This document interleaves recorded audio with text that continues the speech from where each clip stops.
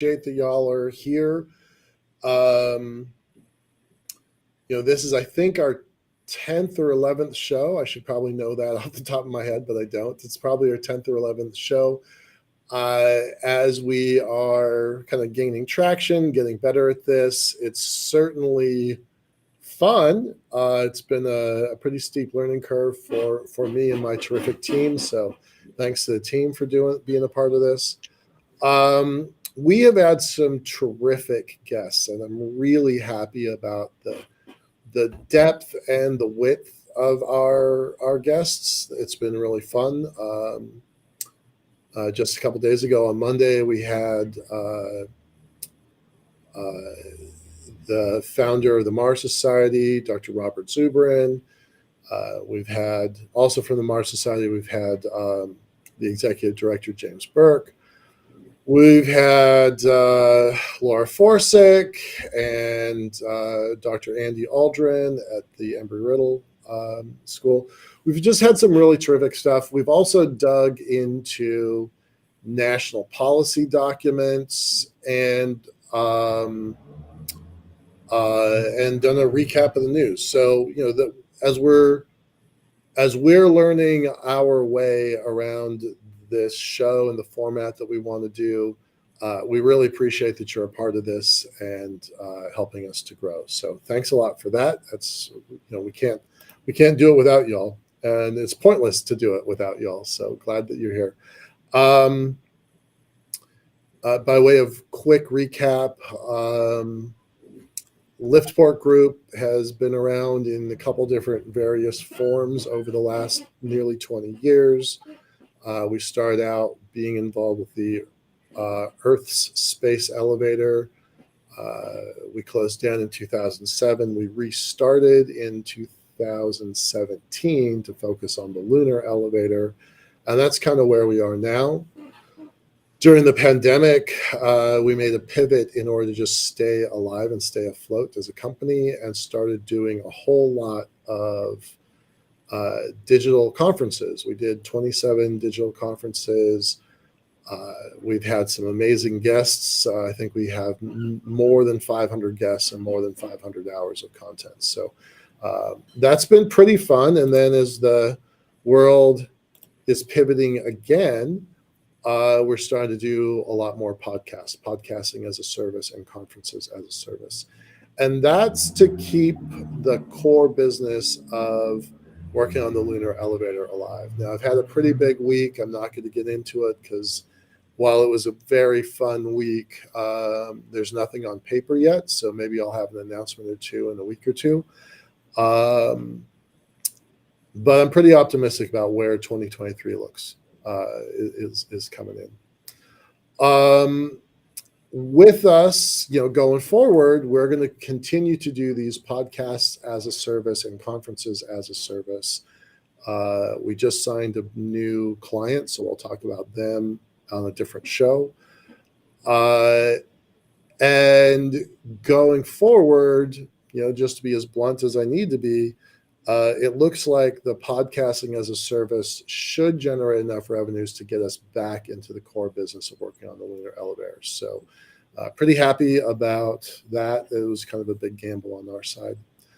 And without going too deep into that, let's bring back our guest. This is actually the second time we had Dr. Roger Launius on our show.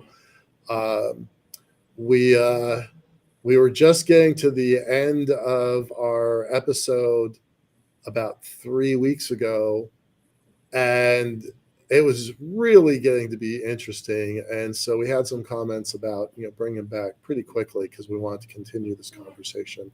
So with that, I'm going to jump into this. I would recommend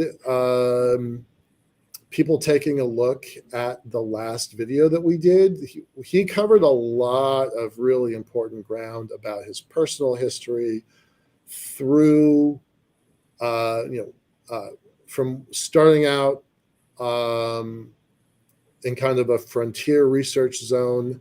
Some of his earlier papers looked at kind of the frontier of America, and then moving on to working with the Air Force, and then working at NASA, ultimately becoming the chief historian at NASA until he got offered this dream job at the Smithsonian Institution and become the associate director of the Air and Space Museum. So he's had a pretty amazing career. I really recommend that you take a look at our earlier video. I will post that in a moment.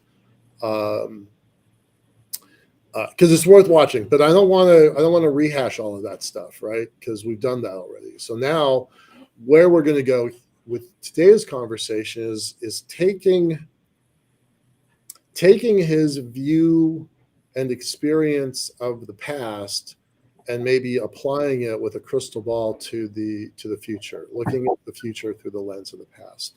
So. With that, one of the comments that really stuck with me a couple weeks ago, he said something along the lines of, the future belongs to the civilization that masters science and technology. I think I've got your quote right. Does that sound right, Doctor? Yeah, that's close enough. Yeah, that's enough. I made my team write it down, and I think we tweeted about it because I was just like, wow, that's really insightful. The future belongs to the civilization that masters science and technology. So, we live in I think one of the 3 or 4-star generals at Space Force calls it a contested, congested space environment. He's got a more pithy way of saying it. But we are in a contested space environment. So let's talk about mastering science and technology. Let's talk about the civilization that figures this out wins, because that's pretty powerful. No question. And I said that in the context of the Apollo program in the 1960s. Mm-hmm. It's true now. It's true. It was true then. And a lot of people remember Apollo, if they remember it at all, in the context of something that was done in the 1960s that didn't seem to necessarily have a purpose, but it did.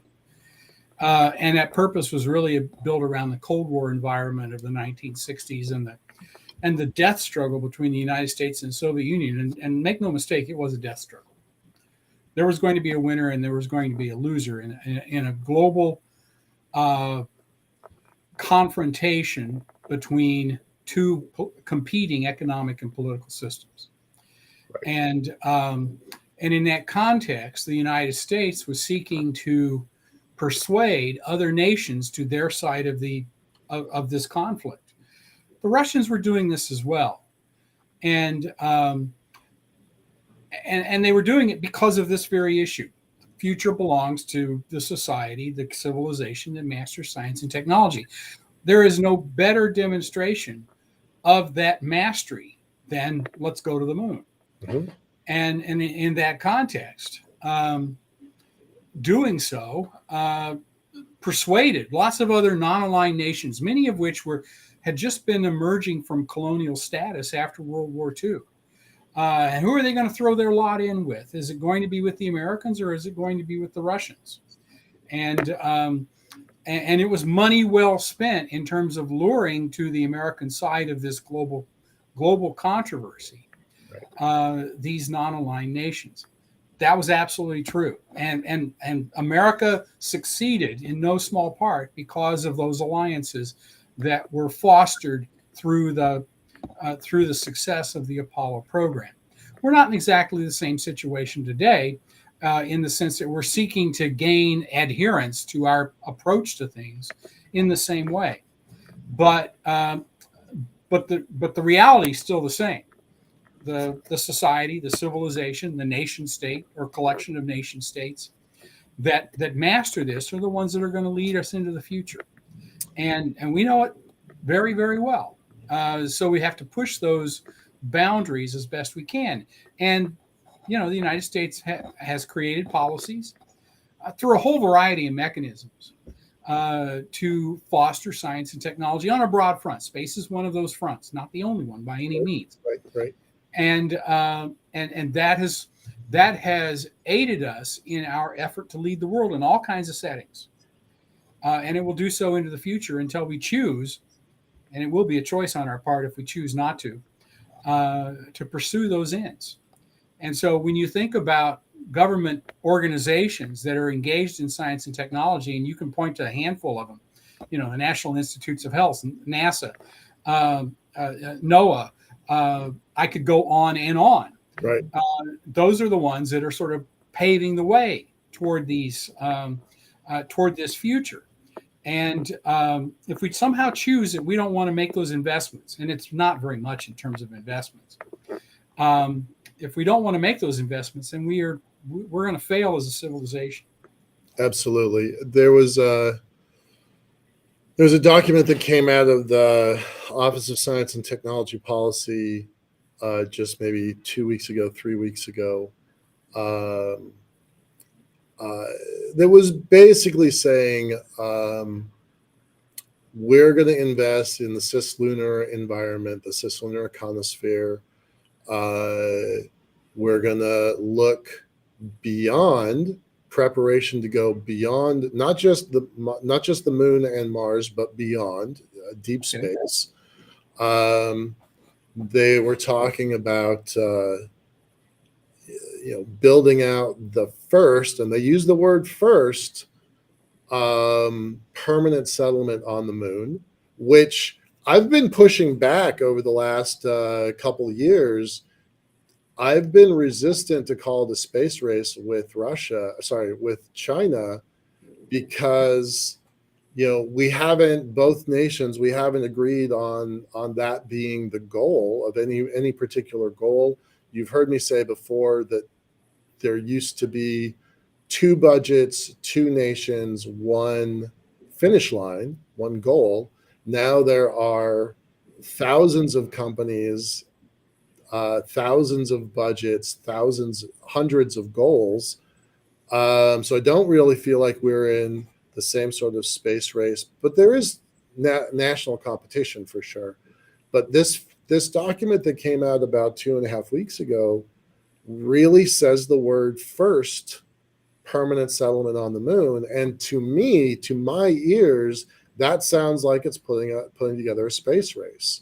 I know you haven't reviewed the document. I don't want to put you in an awkward spot, but do you want to talk about the then versus now,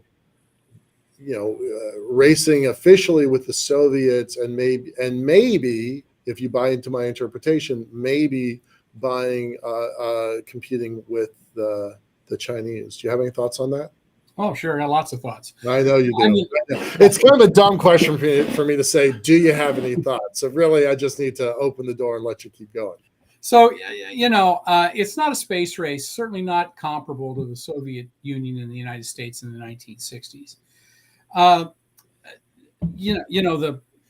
The space race in the 1960s was a strategic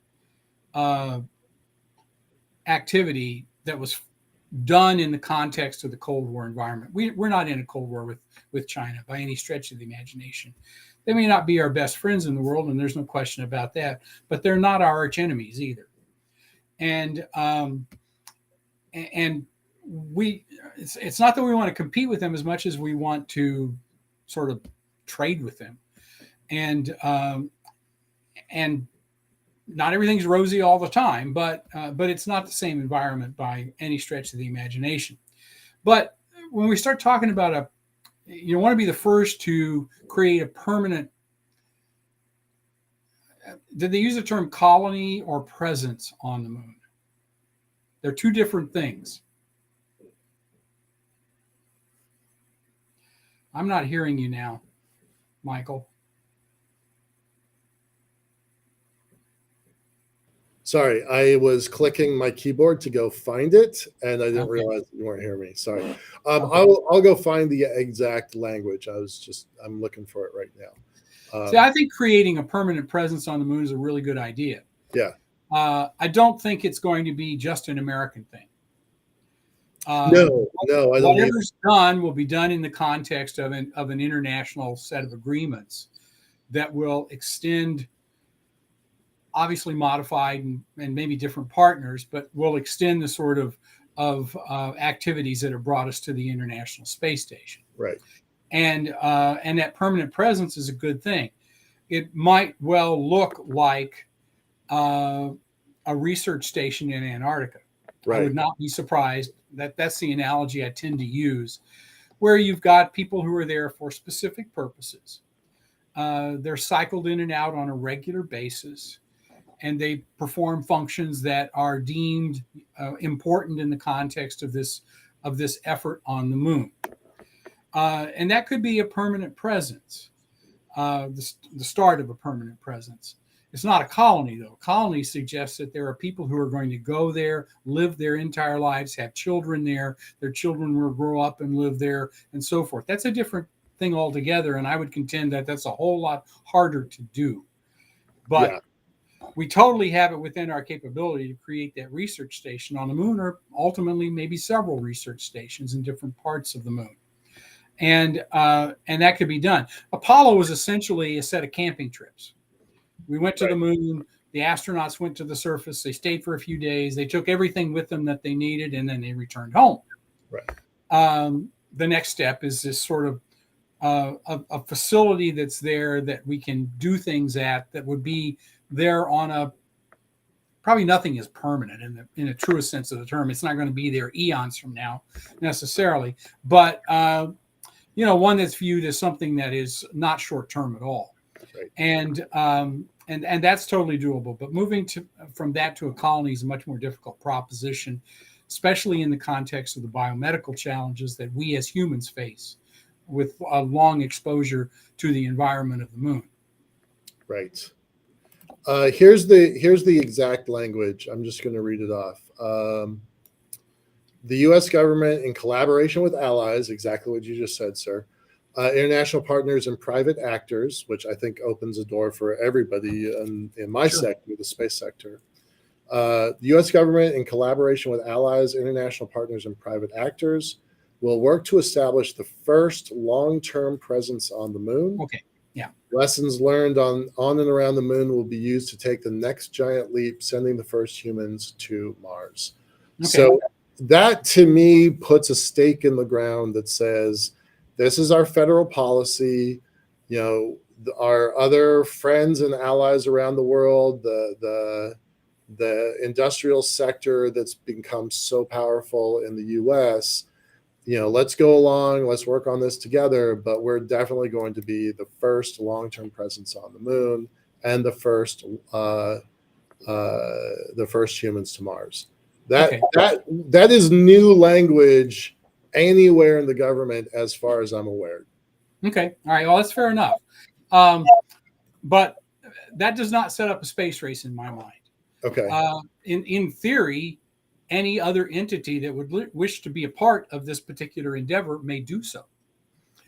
And that could involve other nations, other companies in other nations, private sector concerns, who knows what else.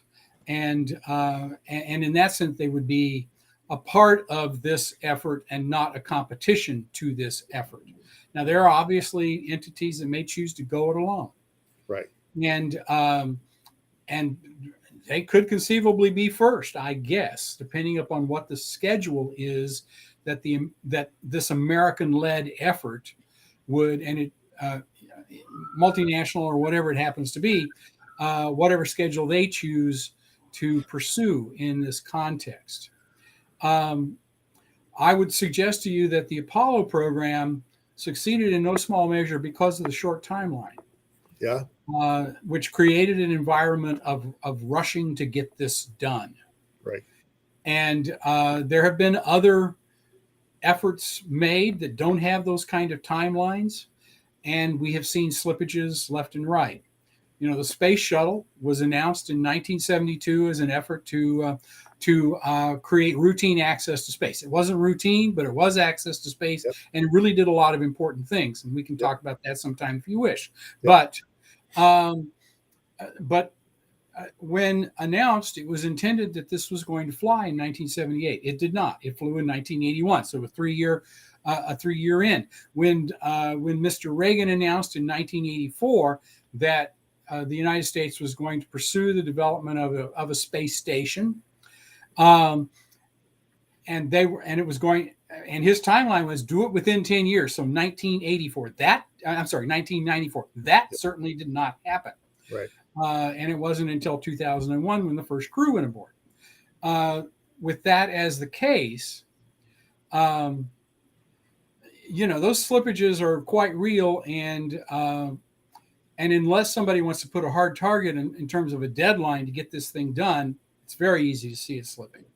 Okay, so you don't have a lot of confidence in the word first here because it doesn't have enough context. There's maybe not enough weight behind it, and so far there's no budget to back up. So it's just fluffy language until somebody puts something behind it. Well, it's not fluffy. It is a statement of an objective, right? And there's nothing wrong with that. But without that hard target in terms of a timeline, it's hard to say that it's going to be first. I mean, somebody could come out of the blue and land something there tomorrow. Right. Not tomorrow, but Yeah. a year from now. Well, yeah. I mean, I know it dates me because a lot of the people that are new to space don't have this same reference, but the no Buck Rogers line from the movie The Right Stuff really sticks in my brain, right? Yeah. And so I would love to see numbers behind this decision to be first. And I think it's pretty wise that they say, our allied partners and nations and private actors. I would be pretty comfortable betting that it's going to be a private actor that puts a private company that puts a settlement on the moon sooner rather than later. I feel pretty confident in that. Well, I guess my question to that would be, why are you confident that that is the case? You don't have to answer that now, but that would always be my question. Yeah. There is no evidence to support that. It is a belief, it's a wish, it's a statement of faith. Yeah. And there's nothing wrong with that. But until I see some concrete effort along those lines, I'm not going to believe it. Right. I'm basing this off of there are 7 commercial space companies in development. Now, 2 of them pretty easy to write off. They have less than $10 million in their checking account, but they have a million or two, right? They have a million or two. There's 2 wild cards. There's not a lot of data on, but one of them is funded by a crypto billionaire. God knows what his wealth looks like right now based on the markets, the crypto markets collapsing. So who knows if that's going to happen.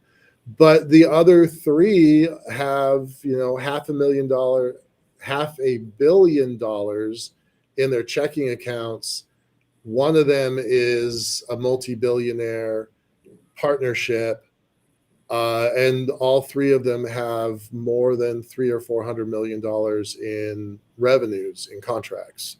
So I got to say, I have some confidence that there will be at least one more commercial space station in the sky in the not too distant future. And if that is true, and all those facts are true and verifiable, if that's true, it lends hope that there will be a commercial station on the moon. But you're right. I don't have any evidence for the moon side. I hope you're right. There is a world of difference between building a space station and a facility on the moon. But if they're funded at the levels that you're talking about in the context of, $500 million or so, then conceivably there's some capability there that might be successful. The real question is what's the estimates that it's going to take to do it? Yeah. And, that's always been the problem. Yeah.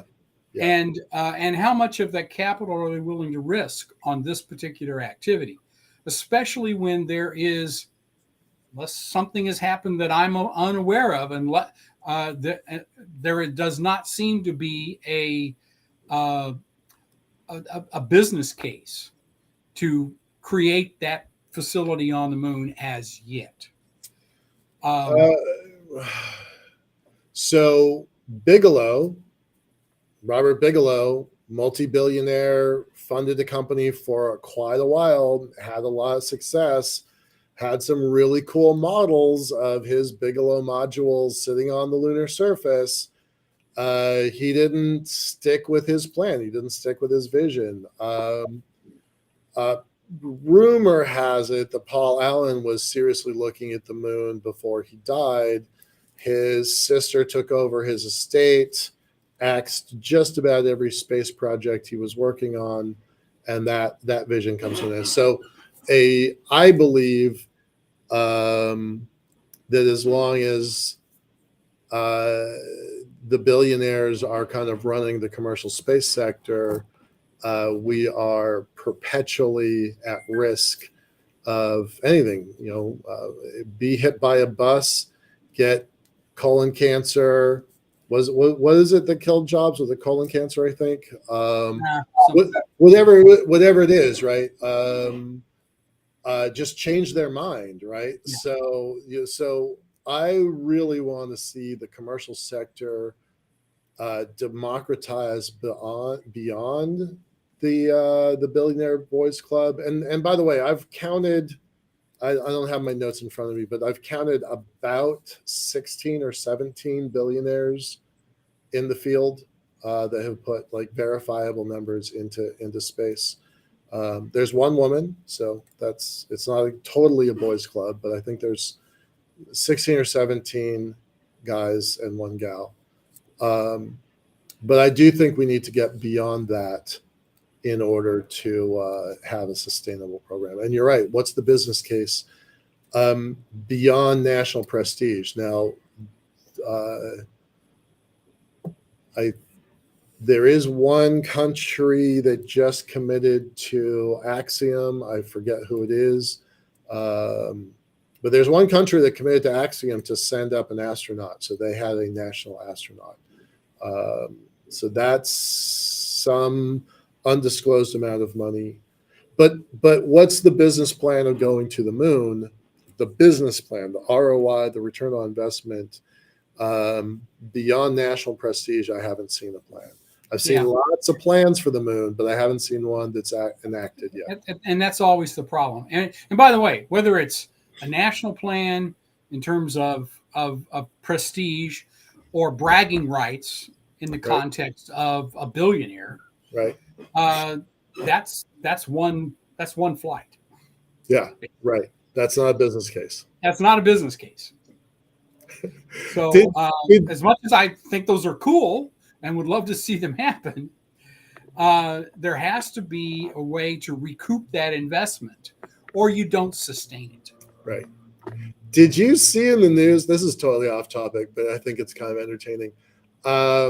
President Macron was here visiting, and sat down with Vice President Harris, and Macron brought his French astronaut to the meeting. He's like, "Hey, bring this guy to the moon for us." I thought that was. And my response to that, if I were Vice President Harris, would say, "You have a national program. Send him there if you want to." Right. Yeah. I was pretty surprised by that. I was like, that's interesting. That's an interesting lobbying approach. All right. Yeah. Okay. So before the program started, when you and I were just chit-chatting, I made the claim that today feels pretty different than it was 20 years ago and 40 years ago and 60 years ago. And you're like, yeah, it's not. So I've been at this 20 years, and the idea of reusable rocketry was straight up science fiction when I was here, when I started. I got into the space elevator because reusable rocketry was even more science fiction than the space elevator was. How wrong was I? I know. But you mentioned the space shuttle a few minutes ago. The promise of that era was it was going to fly every week. And we just saw SpaceX for the first time ever launched a rocket every single week. 54, I think, if I'm counting correctly, it's 54 launches this year. So nice job, checkbox. Beat the original. But that's not it. That's not by definition reusability, though. Multiple rockets, Right. some of Yep. which are reused. Yep. Most of which are reused. I mean, he's got a factory there. So so to me it feels really different from when I started. So where would you say do a compare contrast? What's the same? What's different? Okay, well, so when you started in this business, we did have a reusable vehicle. Yeah. It's called a space shuttle. Partially reusable. The orbiter was reusable. The solid rocket boosters were refurbished and reusable. Now, by the way, SpaceX has to refurbish their rockets too before they can be reused. The one piece of that wasn't reusable, of course, was the external tank. Now, so reusability has been a part of the equation for quite a while, at least since 1972. Actually, a little before that, because NASA's plans date from previous to that, but approved as a program in January of 1972. So I would contend that if reusability is the operative term here in terms of what's different, it's not that different. One of the things that has happened in the last 20 years is that NASA has been able to, through a series of actions, which they were brought to kicking and screaming. I will admit that they did not want to go this route as an organization initially. But when they were finally brought to the table and told this is the only way to do it and make it work, they came up with very creative ways in which to entice private sector investment. They could have done that earlier. They did it to some extent. I mean, there were some earlier efforts that were not nearly as broad-based. And the result of that has paid off in the context of now we have two space launchers that are available to purchase rides on that NASA uses to support the International Space Station. And they sell their services to whoever else wants to get to Earth orbit. But we're talking Earth orbit here, and there's a world of difference between that and going to the moon. And so there's a new development program that has to be pursued. At what cost, I can't tell you. And I'm not sure the people who are wanting to pursue those activities necessarily know the full answer to that either. And so that has changed. No question about it. But, everybody who likes to point to SpaceX and talk about how they path broke so much, they're sort of forgetting the role of Orbital Sciences in the 1980s, which was the first company to develop it wasn't reusable, to develop a private sector launcher built at no expense to the federal government. They made the sucker work, and it was a weird rocket. Pegasus, they air launched it off the back of an L-1011 for crying out loud. But it worked, and they made money. And of course, they became later on Orbital ATK. Ultimately, they've merged into Northrop, I think. I believe that's where they are now. And of course, they're flying Antares and Cygnus. So those capabilities are there, but there was a ready market for them to tap in both SpaceX and the Orbital Sciences successor as well, and that was to support the space station.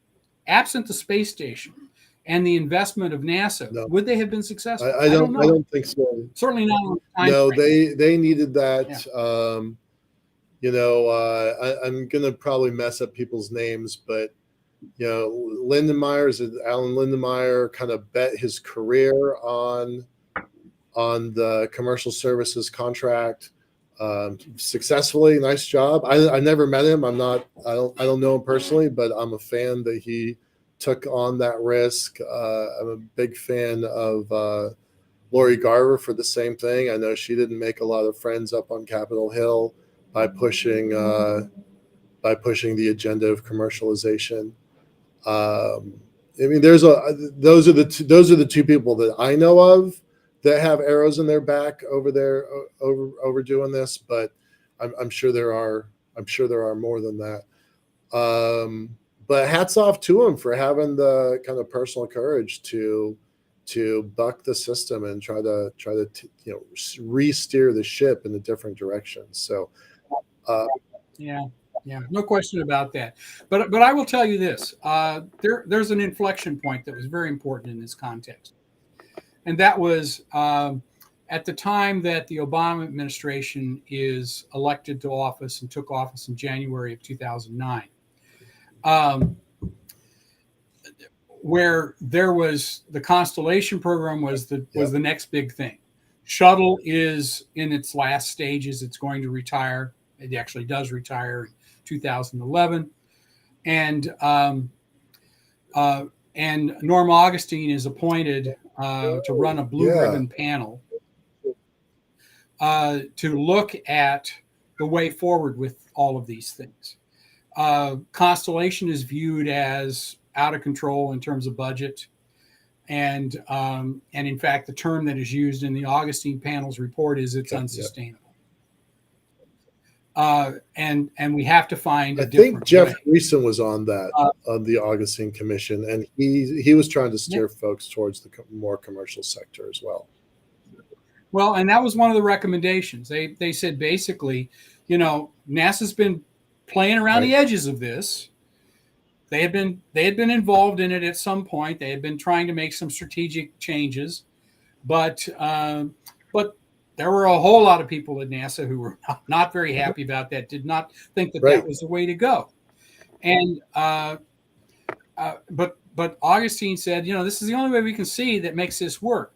And why I think this is such an inflection point is because remember what was happening in 2008, 2009. We have an enormous debacle in the stock market. And there's a relief package that is a stimulus that is more than $1 trillion, and they're just giving money for all kinds of things. The Augustine panel said that they think they could fix Constellation with a $5 billion plus up to the NASA budget per year for 5 years. So $30 billion. All right. $30 billion in the context of $1 trillion is not very much. It's budget dust. Nobody, and I mean nobody on either side of the political aisle was willing to step up and say, that's what we should do. Take some of that stimulus money, give it to NASA, and let them spend it to fix Constellation. Wow, interesting. I never heard that before. That's look at the NASA budget. It's not it's not there. And so based upon those findings from the Augustine panel, the new Obama administration, comes in and says, well, we can't sustain Constellation. It's just not going to work. Got to find a better way. Lori Garver is a part of that process. And by the way, when Lori was at NASA in the 1990s, I worked for her for a while, and she was very much on board with this then, and that's fine. She'd been beating that drum for a long time. Nothing wrong with that. And she was right ultimately, but still, it took a long time for NASA to get religion. And the other thing about this that I find fascinating was that there were former Apollo astronauts who walked on the moon, including Neil Armstrong, who wrote an open letter to Congress that said, this is not the way to go forward. This is not going to work. And the argument was, this is the way we went to the moon. It worked. By God, we stood on the moon. Nobody else could do it. And you want to try to do something entirely different without any reason to believe it's going to succeed? And the reality was they were right about that. Now, by the way, some other Apollo astronauts, Buzz Aldrin was one of them, said, let's try something else because clearly this isn't working. I've met Aldrin. I've met Aldrin actually a couple times at, what are they called? Space advocacy groups, whether it's a National Space Society or Mars Society or something like that. And he's been pretty vocal supporting the commercial sector in a way that a lot of Yeah. other people are not. And I find that pretty Yeah. surprising, actually. So, yeah. Well, I mean, I don't necessarily. I think there's a number of people who, I mean, Buzz was the best well known of the people who were sort of advocating for this, I would guess. He's anybody who could call. He's the one person who could call pretty much anybody and get them on the phone if you needed to lobby them. Lori couldn't do that. Other people who were advocates couldn't necessarily do that, but Buzz could, and that's good, and he did, by the way.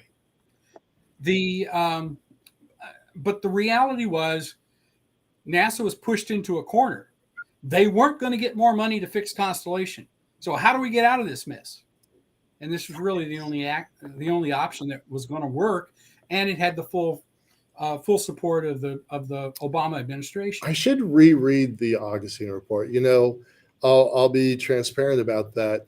That thing happened at a very bad period in my life, right? 2007, 2008, 2009.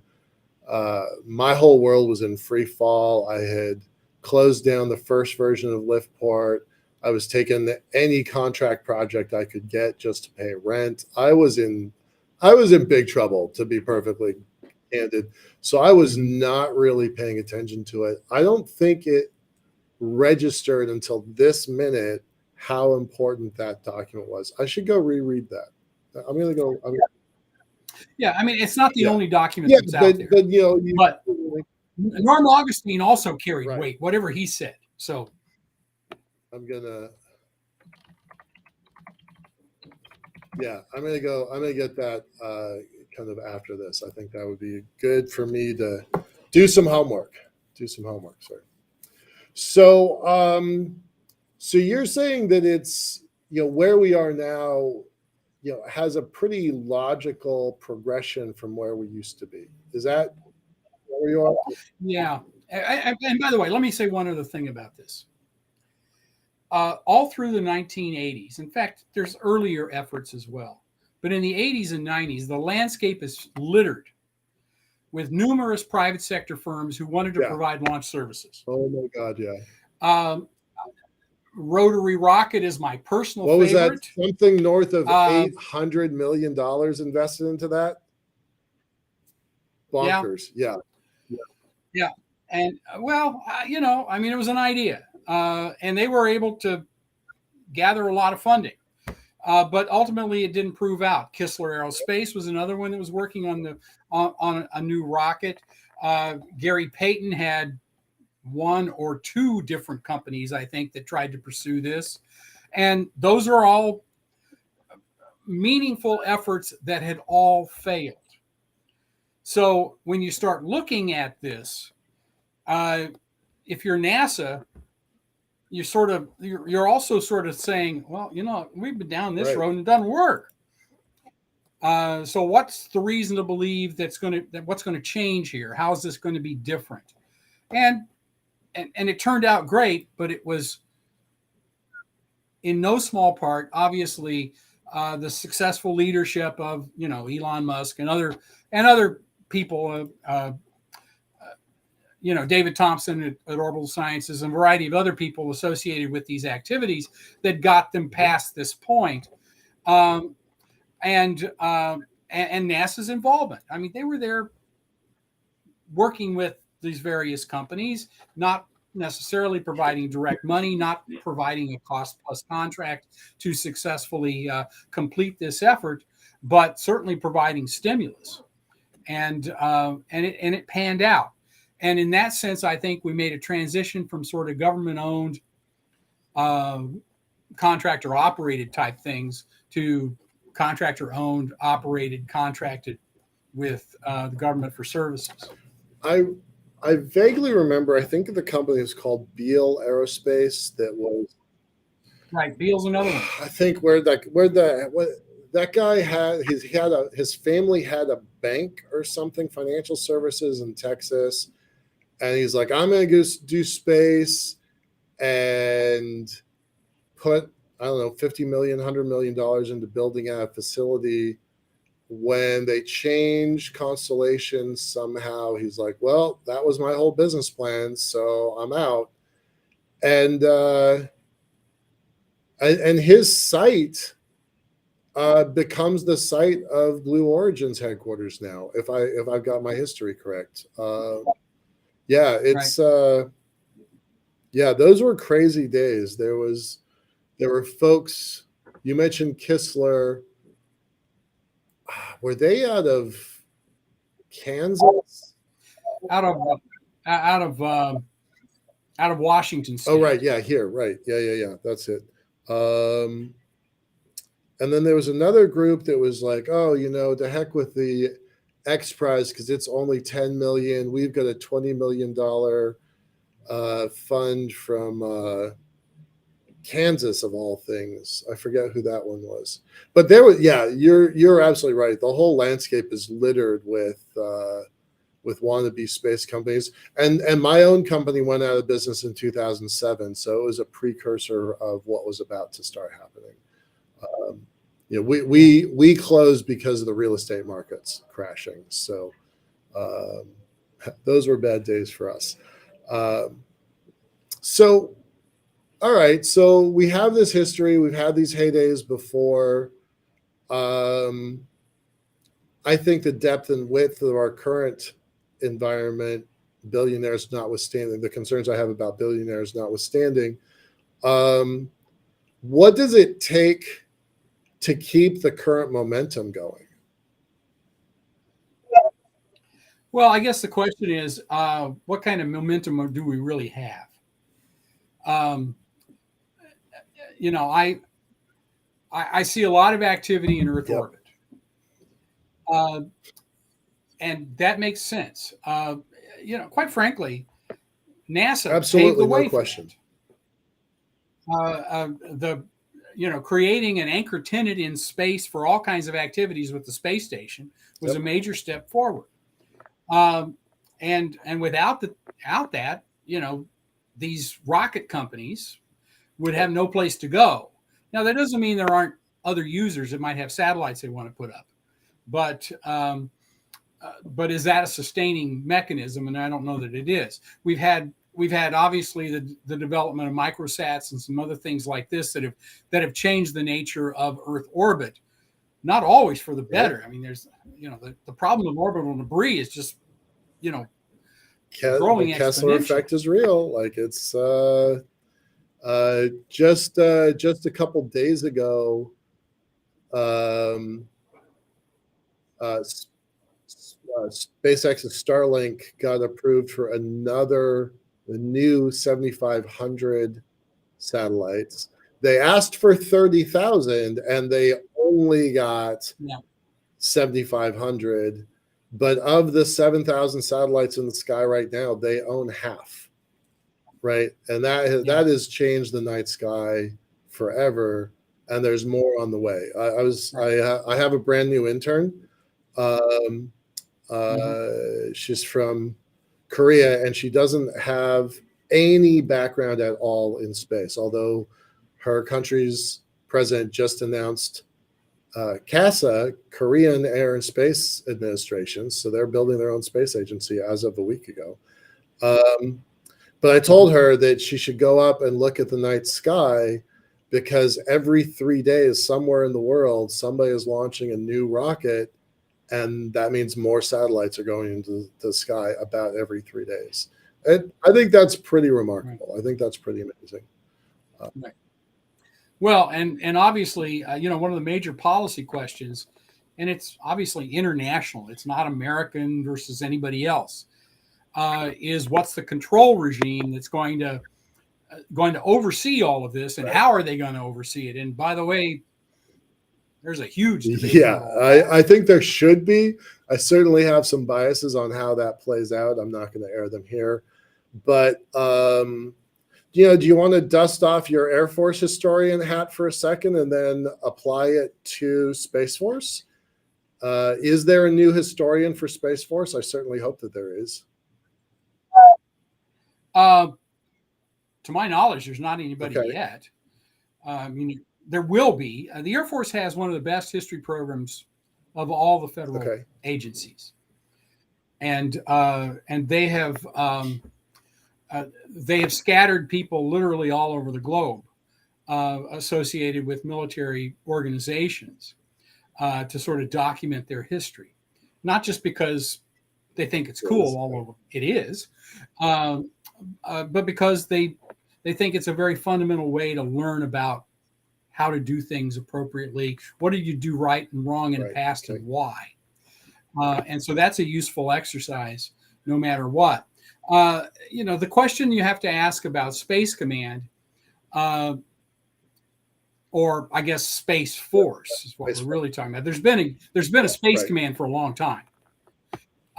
Is what is the Space Force, and what is it different from what is already there, and how do the roles and missions play out in the context of this arena? There's no question that space is a different theater of operations from air or land or sea. But is it, when you try to define how this works, and by the way, when the Air Force was created in 1947, it took years to sort this out. And quite frankly, they're still fighting it out over some things. I mean, the first thing that happened was that what became the Air Force, the initial organizations, were part of the Army. They were the Air Corps, and you transfer them and you turn them into a separate service, and that does certain good things and it creates certain problems. So the Army, does that mean the Army can't have any airplanes? I mean, that was one of the first things, and of course, the Army was used to having airplanes to do all kinds of stuff, some of which were combat oriented, and so they had to reach an agreement. There's a very famous set of accords that were negotiated between the Army and the Air Force over this, and it said that basically fixed wing aircraft would belong to the Air Force, and other things could belong to the Army. My dad's part of the 7th Air Cav as a helicopter pilot. Well, that was exactly what happened. No sooner did that happen, they got to keep helicopters. Let's put a lot of guns in the sky. Yep. Yeah. Let's put guns on them. Let's put rockets on them. Let's do all kinds of things with those, and to recreate basically what they'd had with the Air Force. Not necessarily long distance bombardment, but short tactical activities, and so they've duked this out over the years. So the question you have to ask, in my mind anyway, is one. Having made a decision to create a new Space Force, what assets are assigned to that, and what stays with other organizations?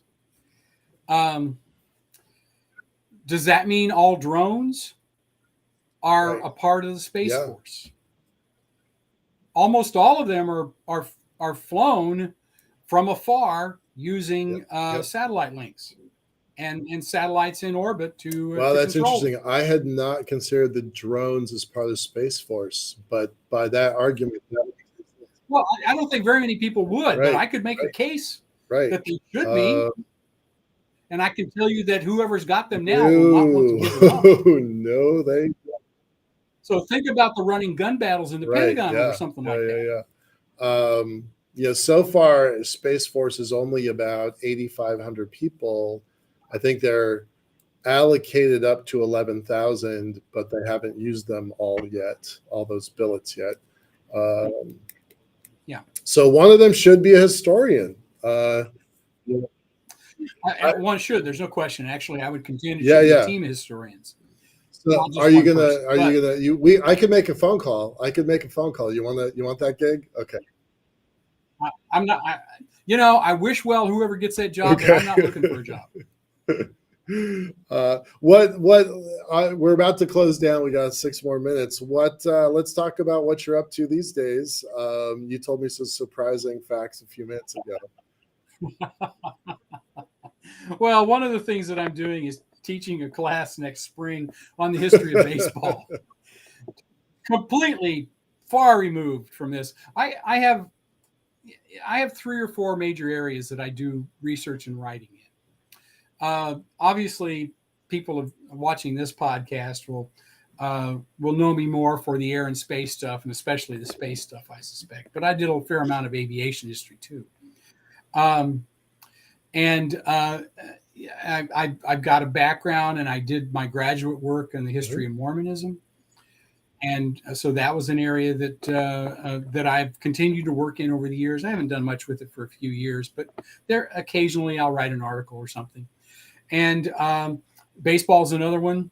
I've done 19th century military history, the history of the Mexican-American War. So these are disparate areas, but they're areas that interest me.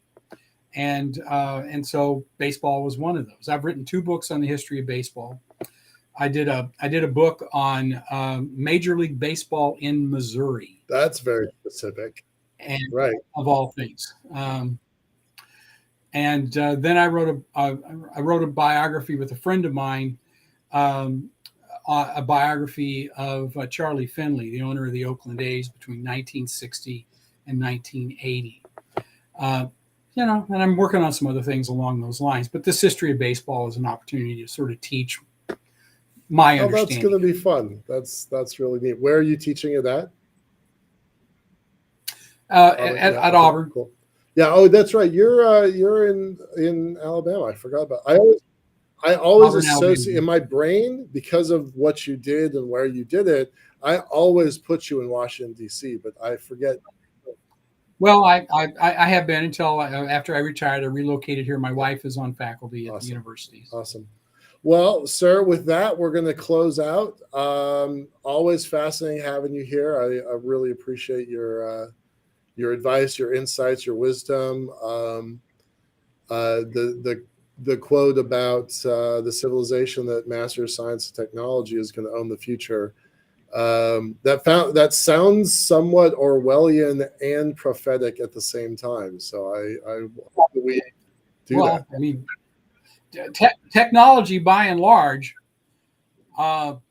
you make of it what you will. It can be negative or positive. This is this program that we're running right now wasn't possible even 3 years ago. Pre-pandemic, it wasn't even able. We weren't able to do this. So, there are advantages to living in the 21st century. I like it. Yeah. So before we end, let me just say one thing. So there's a very famous historian of technology named Melvin Kranzberg.